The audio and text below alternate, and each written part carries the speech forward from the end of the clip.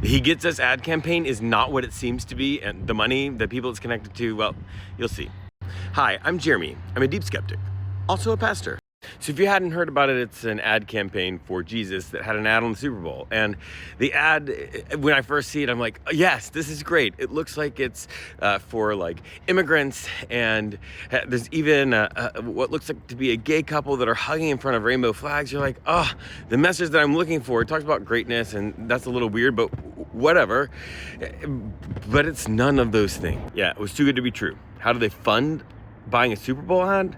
Well, that gets real sketchy. There's a type of private organization that can like take donations from other people and give donations to organizations, and you don't have to know who was giving money to whom. But this organization, it has millions, like hundreds of millions of dollars, and it gives that money away. It's been it's merged or split from another organization in a way that like really covers up the money. They give each other money back and forth. It's really, really sketchy, but that group has done awful things, has funded horrible things. What kinds of horrible things? Well, they've funded almost a dozen groups that are classified as hate groups that target LGBTQ people and Muslims. And one individual has really touted how much money that they have given to them and how important they are to the organization. This guy named David Green.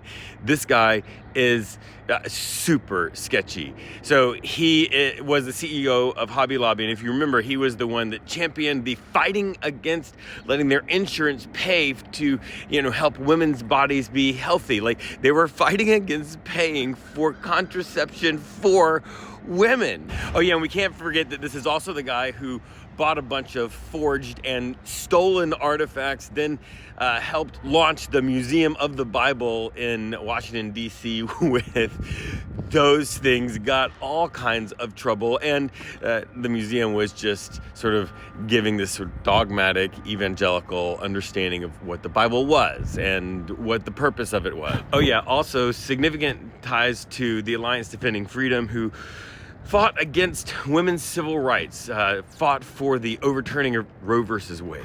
He Gets Us campaign pushes people into joining small groups at churches. The small groups are using a curriculum called Alpha, which is just your sort of stock evangelical, conservative Bible study, which is fine. Not surprising that that's the Bible study that a group is using who is advertising on the Super Bowl. But there's a little hidden piece, because it's not just any church that wants to buy this curriculum and do this study that can be one of the churches that He Gets Us gives people to.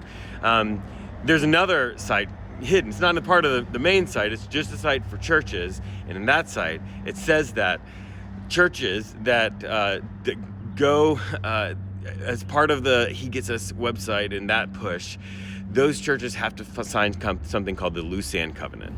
And that brand of Christianity, it is the most fundamentalist, conservative, like it has all of these anti-LGBTQ things in it, all of this like just deeply harmful theology, and all these principles that are the sort of foundation, the things that undergird and prop up Christian nationalism.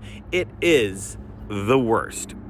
And the thing is, when I see this ad, I'm like, yes, oh, this is so great. This is what I want. I want people to see Christianity as pro-immigrant, as pro-LGBTQ, all of those things, because I think it is. But this is so bad because it like preys on, I'm sure, all kinds of focus group for younger generations and what they value, and it takes those tones, it takes that language, and then it sucks people into something that they're going to find out that this group is saying the exact opposite. But not only that, this group is acting as if it's speaking for Christianity in general. And so for people to be lured in by that, and then to find out that according to this group, Christianity is anti all those things, it's just like,